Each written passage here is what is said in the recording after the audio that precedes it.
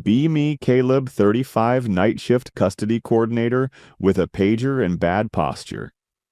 Run nights in a private chain of custody facility that never shows on maps. My work is seals, barcodes, and signatures that decide futures years later. One broken chain turns evidence into nice story, and lawyers love that. Dana runs logistics. 31, sharp eyes, calm voice, spine made of steel. Jess is new, 28, smart, eager, nervous in the way a new people get. Grant is our vault tech, 46, big hands, calm face, knows locks by sound. We keep things boring on purpose because boring means nobody calls legal. Leadership hates boring, so leadership sent us a culture upgrade named Sloan. Sloan is 37, inclusion and safety director, perfect hair, softer smile, harder eyes. She walks the floor like an inspector wearing empathy as a high-vis vest. Questions come wrong on purpose, like she wants a problem to solve. She asks why men stand near doors during transfers like we plan ambushes. Two-person verification is mandatory, so we stand near doors during transfers. She nods anyway and writes notes like the paper itself is proof. Dorian, our supervisor, pings me later. Play nice, keep logs clean. Dorian survives by turning chaos into memos and memos into distance. I say sure because night shift teaches you when silence is cheaper. 2 days later, Sloan hosts a safety circle under dim conference lights. She calls our work high pressure, then says, feelings need official channels. Channel 1 is Whisperline, an anonymous complaint bot that lives in our chat. Channel 2 is safety badges, color-coded risk status with data-informed updates. Green means full access, yellow means coaching, orange means escorted, red means restricted. She claims none of it is punishment, just harm reduction and proactive care. Everyone stares, because we handle locks, not vibes, and she sells vibes. Grant mutters kindergarten, then shuts up, because disagreement is now tone. Jess looks like she wants to disappear into the carpet pattern. Dana watches Sloan the way you watch a dog near an open gate. Badges arrive in a cheerful box like party favors after a funeral.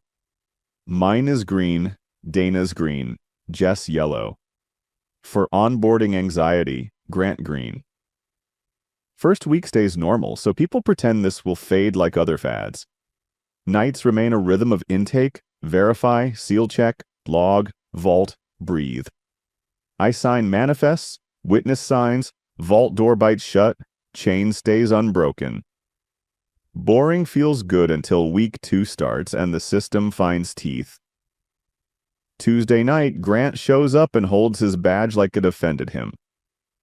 Orange status updated midday, no meeting, no warning, just a new leash. Screen says presence risk elevated, pending review, report count confidential.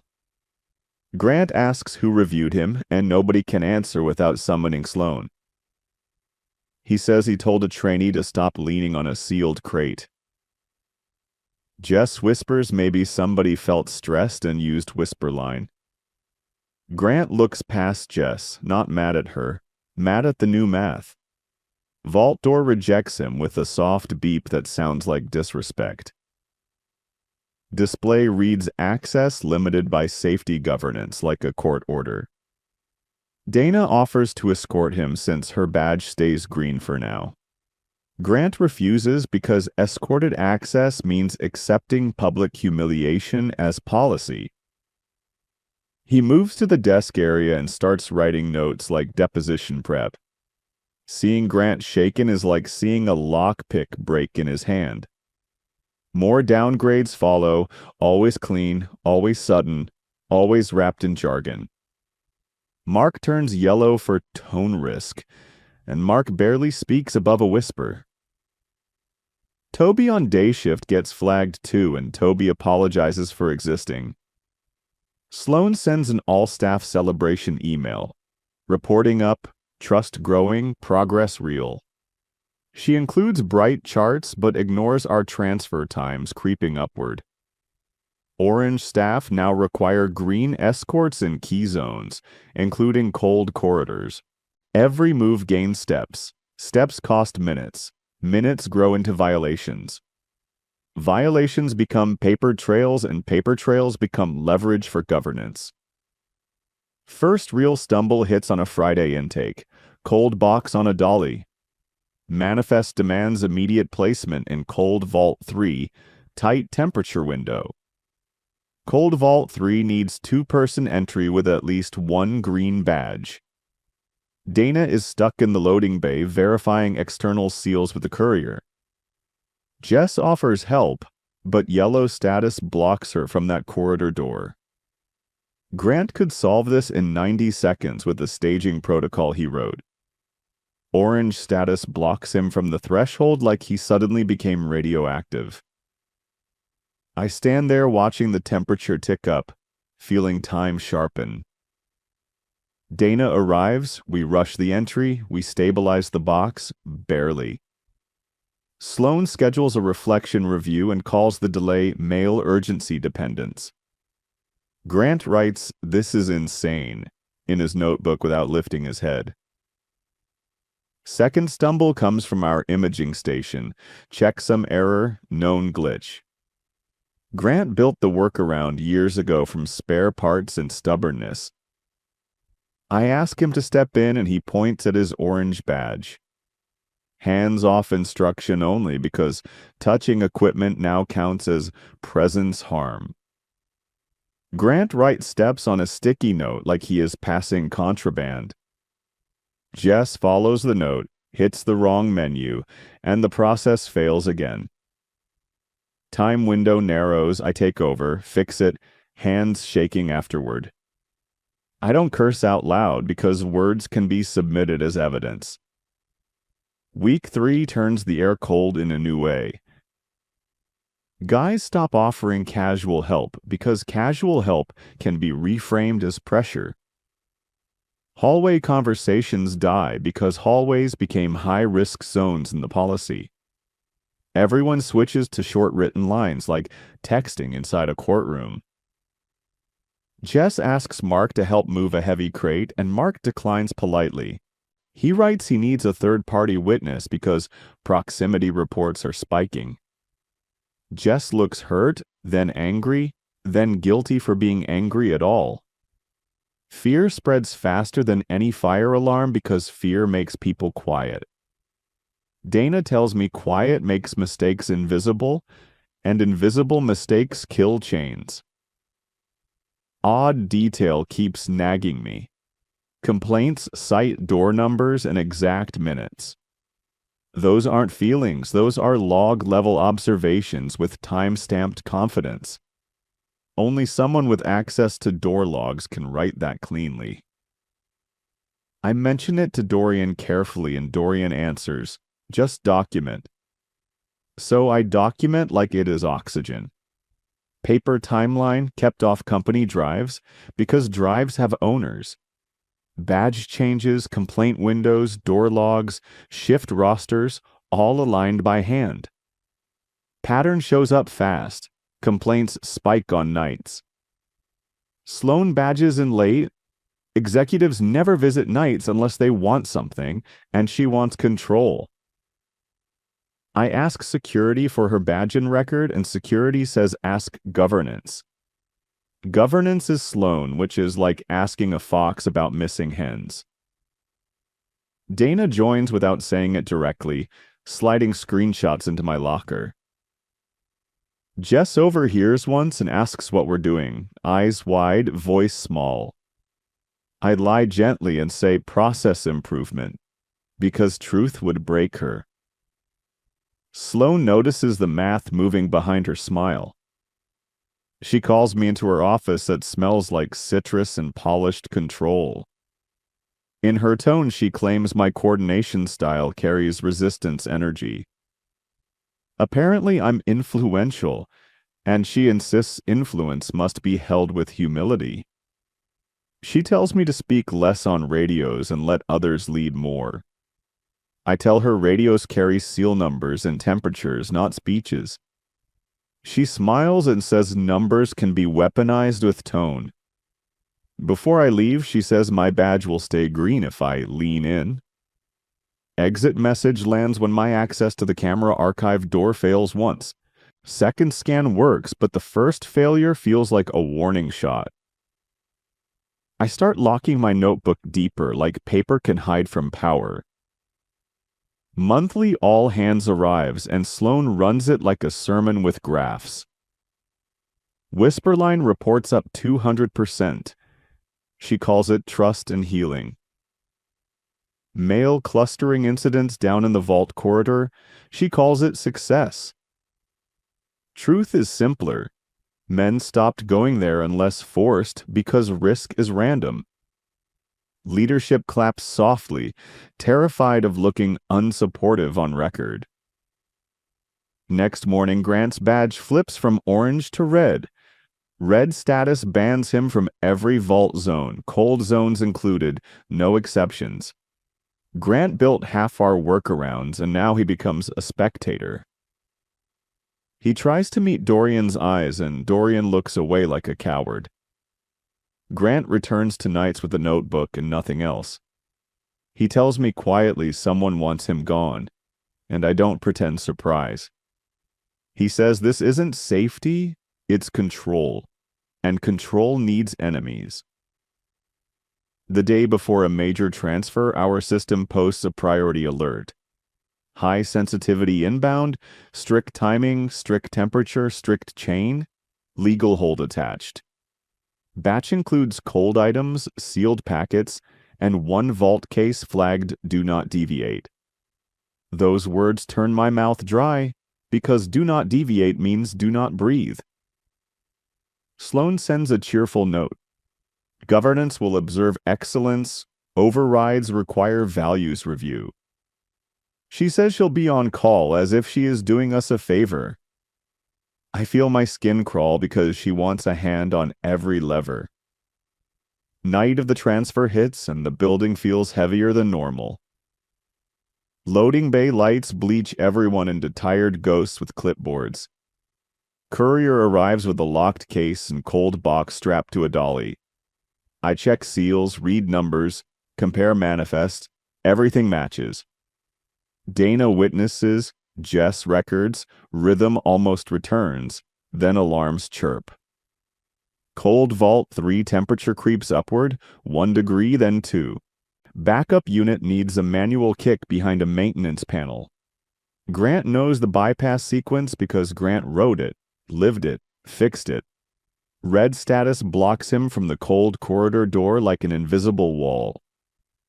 Maintenance is off-site tonight because cost-cutting always arrives before consequences. I call Dorian, voice tight. Explain vault warming during high-sensitivity intake.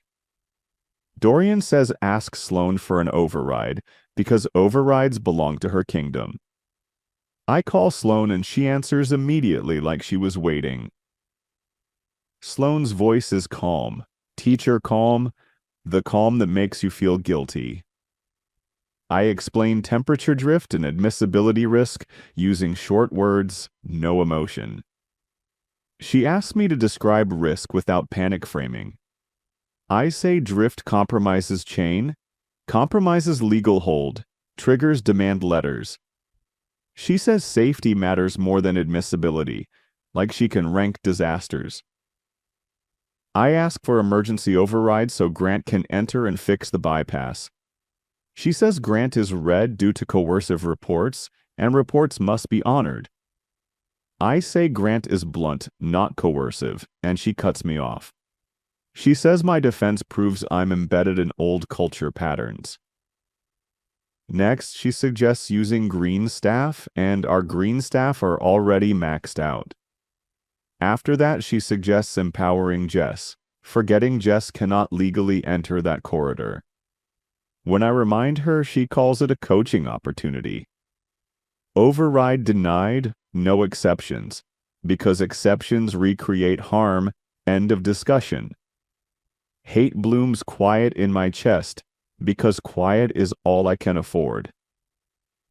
We move anyway because sitting still is how you lose in this place.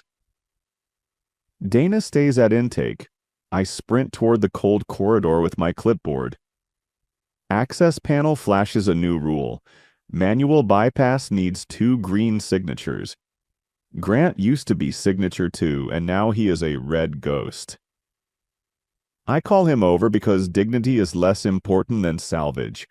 Grant stops at the corridor line, scanner beeps, access denied, governance enforced. He tells me the maintenance panel key lives in the vault office drawer. Vault office door is past another threshold he cannot cross anymore.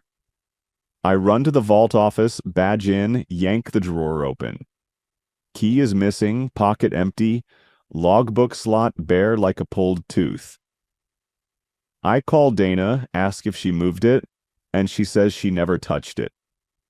I call Jess, and she swears she didn't even know about that key. Grant says keys don't vanish unless someone wants them to vanish. Temperature climbs again, and the alarm feels louder, sharper, angrier. Without the key, I try the reset blind, hands fumbling, feeling stupid. Grant coaches from behind the line, voice low, words precise, no wasted breath. I copy his steps through a vent grill like learning surgery from a hallway. Temporary stabilization hits, then spikes again, because my angle is wrong. Intake clock reaches the edge of acceptability, and acceptability is a cliff.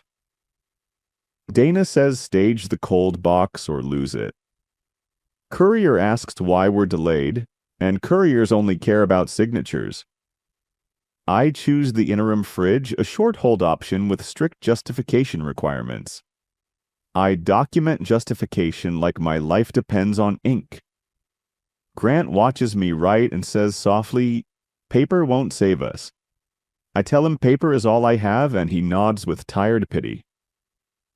Intake finishes, chain dented, dent documented, but dent still real. Next is the vault case, legal hold, priority, do not deviate.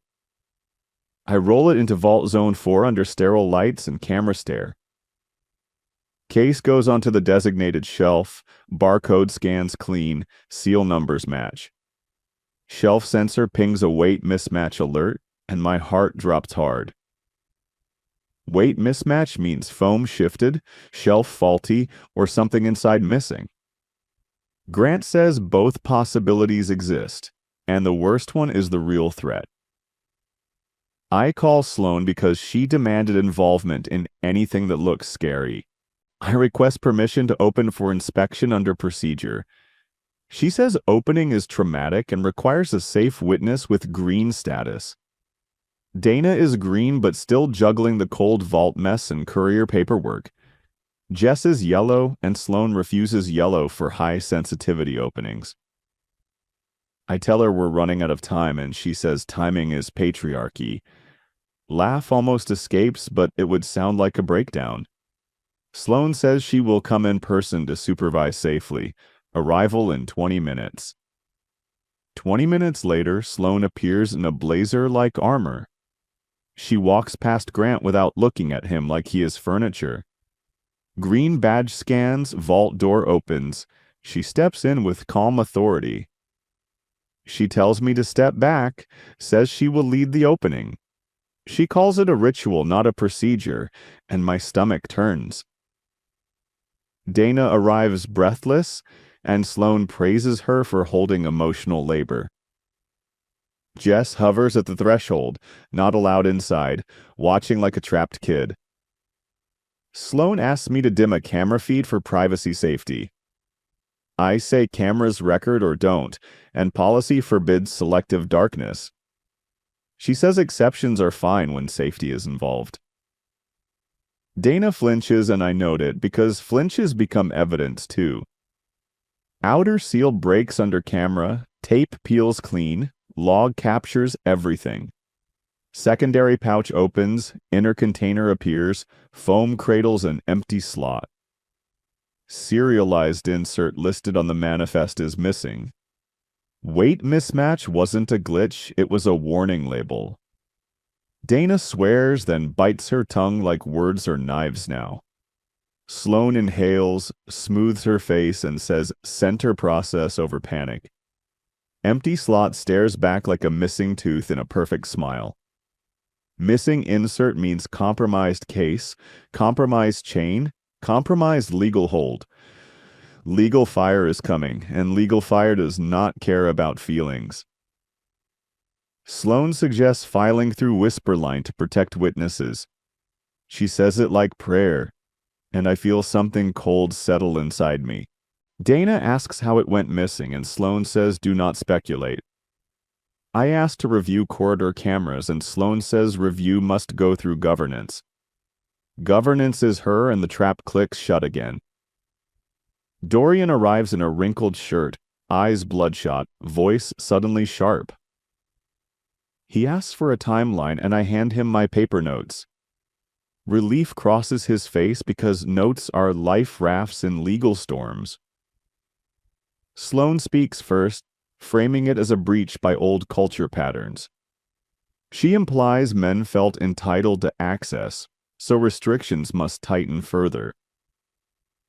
Grant listens outside the vault line, face unreadable like stone under rain. Dorian asks who had access to Zone 4 in the last day. Sloan says access logs are sensitive, not for casual sharing. Dorian ignores her and requests the logs anyway, harder than he ever speaks. That hardness tells me he finally smells rot through the perfume. By noon, legal issues of litigation hold to the entire facility. Preserve all logs, all footage, all messages, including Whisperline. Whisperline, the anonymous safe space, becomes evidence in a cold machine. Client sends a demand letter within hours because their case is now threatened. Leadership panics quietly because panic looks bad in investor updates. Sloan calls a listening session and nobody shows. People avoid her like she is contagious, which feels like the first justice. Dana tells me Sloan arrived too fast last night, like she was already nearby.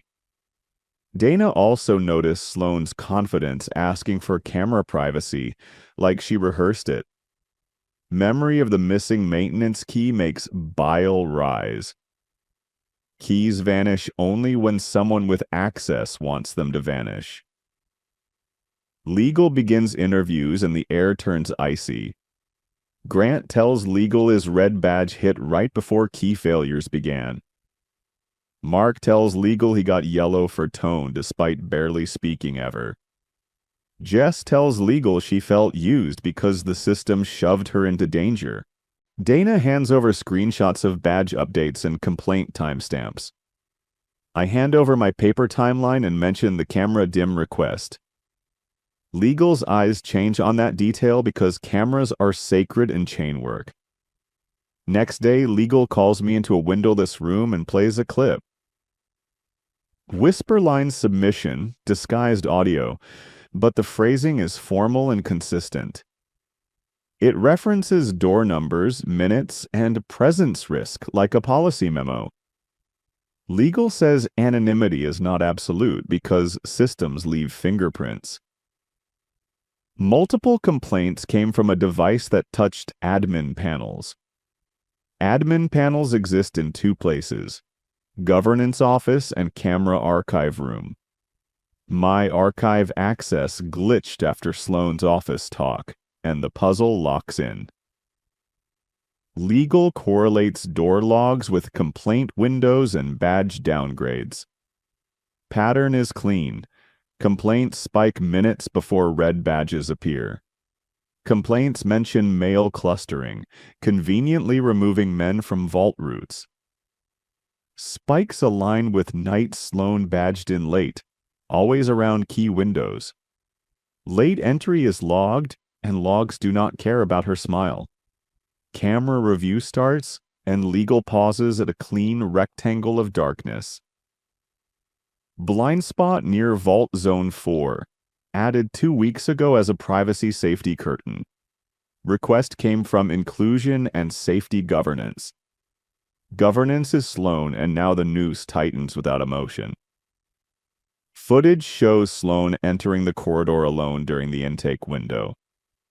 She disappears into the blind spot for about 90 seconds. She reappears adjusting her blazer, carrying nothing obvious, leaving no drama behind. Door logs confirm her badge opened Vault Zone 4 during that window. Key control logs show maintenance key last moved on a day she controlled access. Shelf sensor history shows weight anomalies before the courier ever arrived. Someone touched that shelf in advance, setting a trap before we even started. Grant couldn't because red status blocked him completely. Mark couldn't because yellow restrictions kept him off that corridor. Jess couldn't because her badge never authorized Zone 4 at all. Only consistent body in the right place is Sloan. Legal interviews Sloan and she arrives composed, chin high, voice sweet. She claims retaliation by men threatened by feminist safety reforms. Legal lets her talk, because righteous people gift you their own rope. She insists complaint volume proves men are dangerous, therefore governance is necessary. Legal slides metadata across the table and asks why her admin device touched submissions. Her smile flickers, microscopic, then returns like a mask snapping back. She claims she reviewed submissions to protect anonymity, a lie with perfume. Legal asks why the blind spot request came from her account. She says privacy matters, and Legal says vault integrity matters more. Legal asks why she badged in late on nights she claimed remote work. She says she supported staff, and Dana laughs once, bitter and sharp. Last question lands simple. Where is the serialized insert? Sloan cannot answer because lies can't conjure missing objects. 3 days later, the insert turns up where it should never exist, sealed inside a coaching kit bag in Sloan's office closet. Bag is labeled Restorative Training Materials, signed by Sloan herself. Virtue becomes a hiding place, and the irony is almost physical. The case snaps into focus like a camera auto-adjusting under harsh light. Whisperline complaints were used to downgrade specific men before critical windows. Badges kept them away from corridors Sloan wanted uncontested. Blind spot created 90 seconds of darkness to do one small, fatal thing. Missing the insert manufactured a breach, justifying tighter control and more governance power. Power was the real goal. Ideology was the costume. Board meeting happens fast. Closed doors, hard voices, no slogans allowed. Sloan gets terminated for cause effective immediately. No severance, no farewell. Security escorts her out and she keeps her chin up like a martyr. Grant watches from the loading bay, expression flat, eyes tired, not triumphant. He tells me systems like this don't disappear, they just change names. He says tools become weapons when accountability gets replaced by vibes. Legal fallout stays ugly, but our documentation keeps the facility alive. Client accepts remediation because we prove what happened minute by minute. Whisperline stays, but it loses control over access, becoming a real report tool. Badges stay too, but tied to certification and training, not anonymous feelings.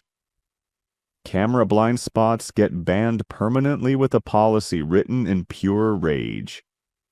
Facility returns to boring, strict, and real, which is the only safe vibe. 2 months later, I walk in for nights and see a new memo. It announces quiet windows for everyone. Optional, neutral, no ideology attached. Same concept Sloan claimed, cleaned of poison, used for efficiency, not control. Memo never mentions men, never mentions feminism, never mentions guilt. It just mentions clear logs, steady hands, and doing the job right. I sip coffee, glance at my green badge, and finally get the joke. I never wanted silence for people, only silence for the chaos. In the end, her anonymous system wrote her confession line by line.